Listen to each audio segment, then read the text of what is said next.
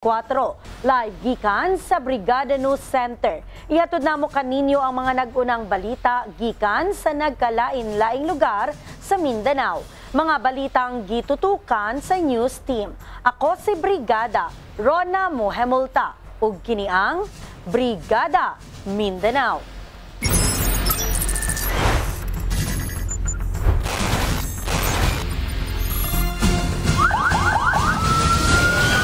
Mas palauman pa sa kapulisan.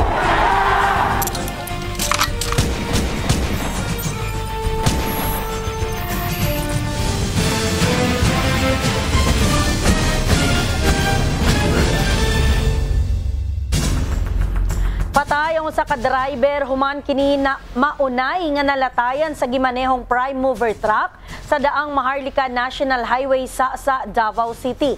Samtang nanawagan ang pamilya sa biktima ngadto sa tag-iya sa truck nga tabangan sila sa bayronon sa punerarya. Ibrigada mo Gib Maing. Patay ang usa ka driver human kinapasok og nalatayan sa gimanihong prime mover truck sa may daang Maharlika National Highway, kilometer 12 sa Asaning Syudad, pasado alas 8 sa gabi, Hulyo 4, 2024. Gilang biktima nga si Gerson Almero Ariston, 48 anyos, minyo nga residente sa Purok 13, Tibungco, Davao City. Sa pagpanubay sa brigada, gisaysay sa kapuyo sa biktima nga si Maridet Sibayan ang panghitabo. Ang ingon sa police station, sir, sa MUA, ninaog daw ni siya, sir, kay gitanaw ilalom kay natanggal ang nawadan og brake. But pagtanaw niya, sir, nakalimot na siya kanang bangin sa truck, sir. Sus, karon, sir, na atrasan man siya, sir. Siya noon nahimog bangil hinoon. Mga ito pagkahitabo niya, sir.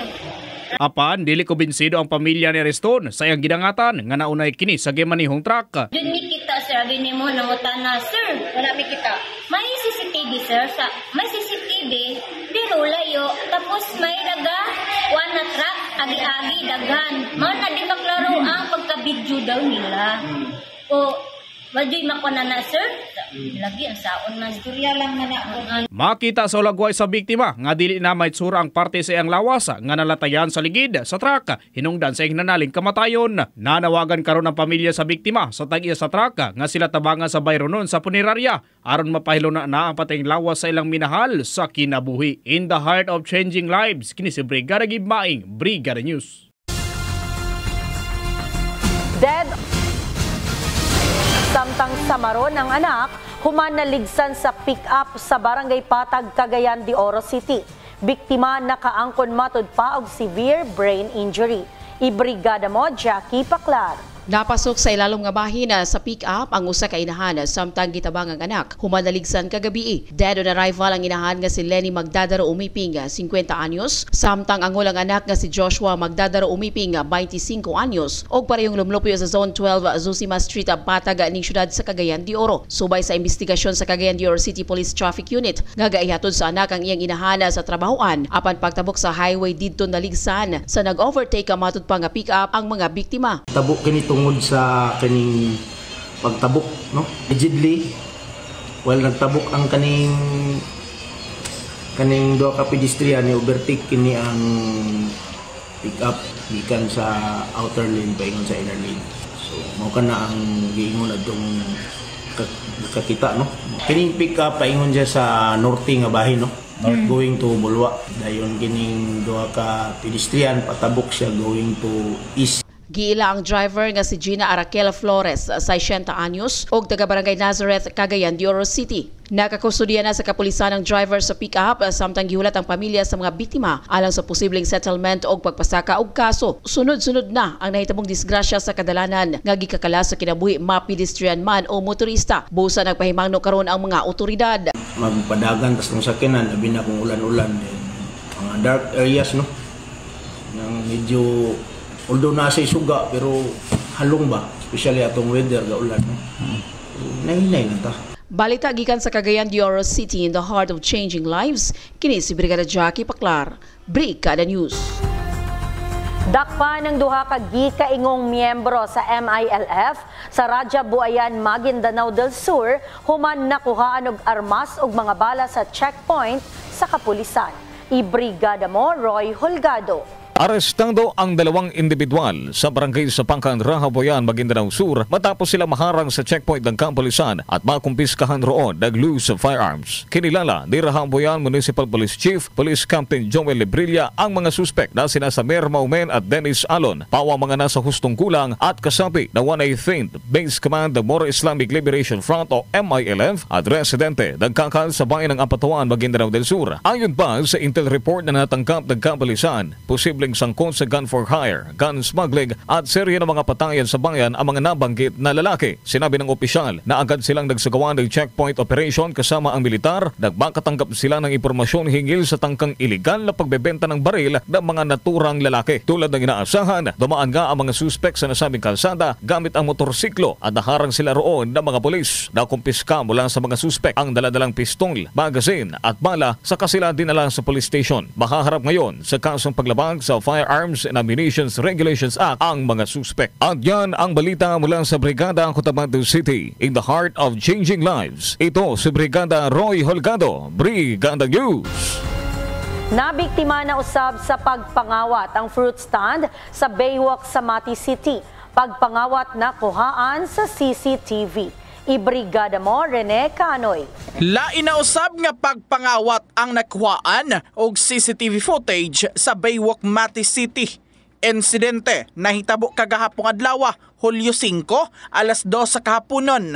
Sa video nga gipadala sa Brigada Mati, makita nga nagpaatik pa kini og palit og mga prutas dayon lipat sa tag-iya dihang busy kini sa pagprepara sa iyang mga palitunon. Dihang wa makamatikod ang biktima, kalit dayon ining gikuha ang bag nga nakabutang lang sa kilid sa mga prutas ug kalit kining gihulbot o gidagan sa maong kawatan sakay sa usa ka Mio 125 uban ang duha ka lookout nga mga kauban niini. Suspect payat, nakakalo og itom og naka-face mask. Sa karon padayon pa ang ginahimong investigasyon sa kapulisan, may kalabutan sa maong pagsalisi.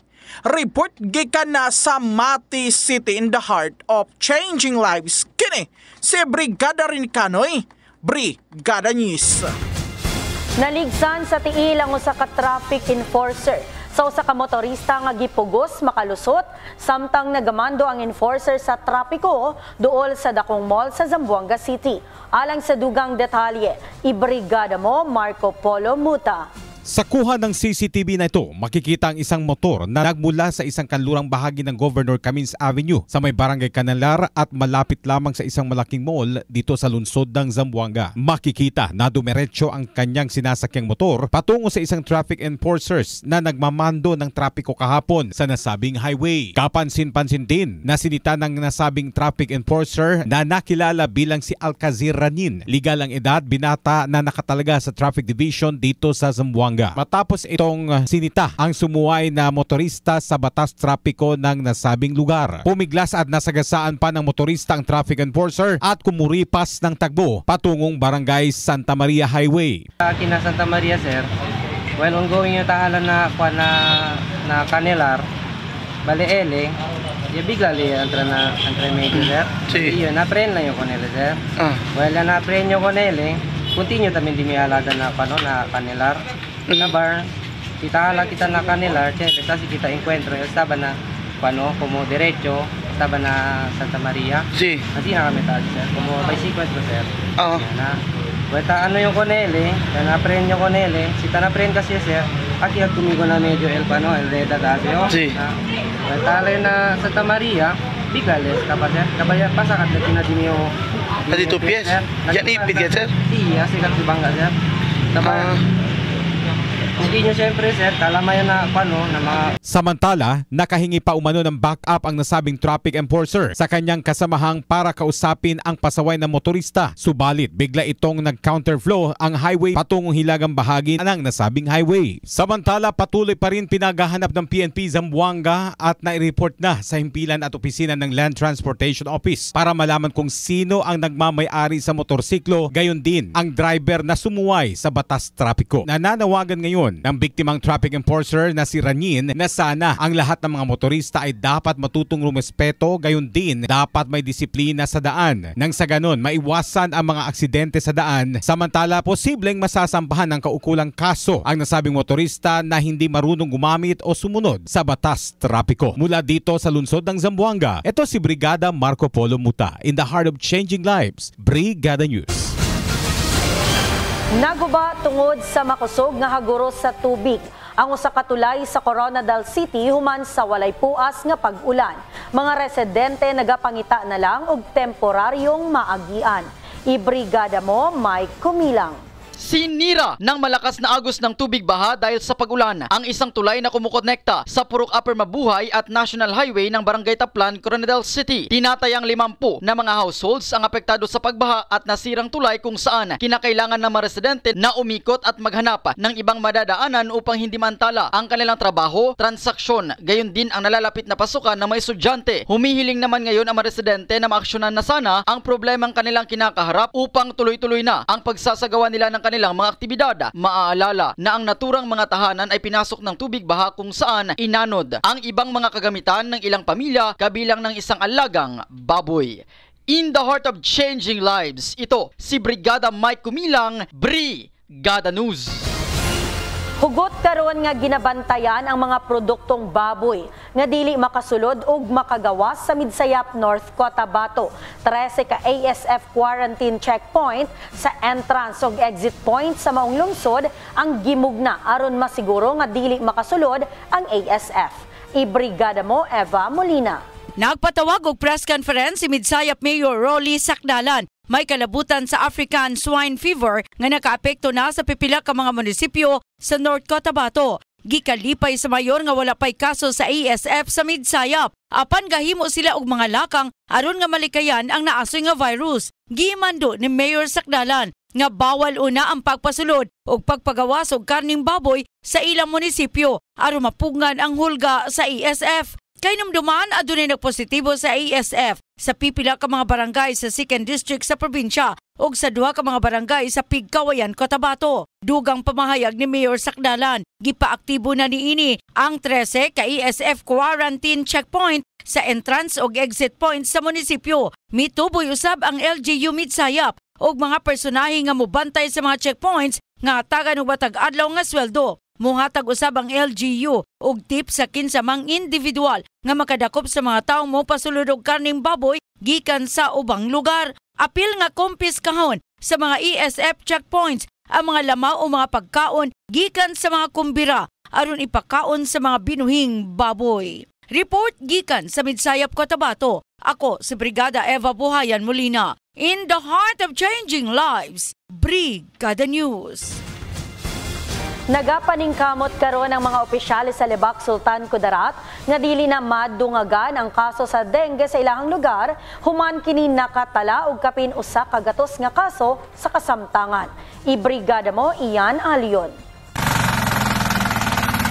Pumalo sa mahigit na 100 kaso ng dengue ang naitala sa buong bayan ng Lebac, Sultan Kudarat, habang pumalo sa 15 ang kaso ng dengue sa Barangay Poblasyon 1, Lebac, Sultan Kudarat. Ito ay ang datos na nakalap ng barangay health worker sa first at second quarter ng kasalukuyang taon na pumapangalawa sa may pinakamaraming kaso ng dengue sa bayan ng Lebac. Ayon kay Ray Buendia, kapitan ng Barangay Poblasyon 1, sa datos na inilabas ni Charina Ibasitas, rural midwife ng Rural Health Unit, anya sa Kensing may dengue na itala. Lahat naman raw ay ligtas at nakauwi na. Dagdag pa niya, walang panibagong kaso na naitala ang naturang barangay. Yes, Brigada Ian, ayon sa assessment ng review, pangalawa ang poblasyon 1 sa dengue cases. Kaya nga pinagsisikapan namin ng mga barangay officials din kasama ng BSW, BPAT, sa mga pamuluyo gyapon sang poblasyon 1 nga mauntat na ning cases sang dengue diri sa poblasyon no brigadang iyan. Yes, brigadang iyan. Actually very active kami sa Salaman Central, nag-participate din kita. Dagdag pa ng kapitan, huwag maging kampante at kailangan pa rin ng doble ingat dahil walang nakakaalam kung kailan aatake ang lamok na may dalang dengue. Samantala, nananawagan ang Rural Health Unit ng Lebac at ang opisina ng Barangay Poblasyon 1 na panatilihing malinis ang kapaligiran at i-check ang mga alulod at iba pang naiimbaka ng tubig, ulan. Iyan ang report mula dito sa bayan ng Lebac, probinsya ng Sultan Kudarat, in the heart of changing lives. Ito si Brigada Ian Alion, Brigada News. Padayon gihapon sa pagdawat ang Kabrigada Foundation Incorporated alang ngadto sa mga kabrigada nato nga nanginahanglan og ginabang. Alang sa cash donation mamahimo kining ipadala sa Kabrigada Foundation Incorporated Security Bank Account number 0000557-60731. Alang sa in-kind donations, ipadala kini sa Brigada Complex nga nahimutang sa NLSA Road, Barangay San Isidro, General Santos City. Sa mga gustong mahimong Brigada Volunteer, pwedeng modangop dinhi sa estasyon ug magpalista. Mao kana ang naglangkob nga mga balita sulod sa 20 minutos nga nakalap sa atong mga kabrigada gikan sa nagkadaiyang lugar sa Mindanao. Mga balitang 24 oras nga gironda sa atong mga kabrigada. Sa makausap pa ako si Brigada Rona Mohemolta in the heart of changing lives. Ug kini ang Brigada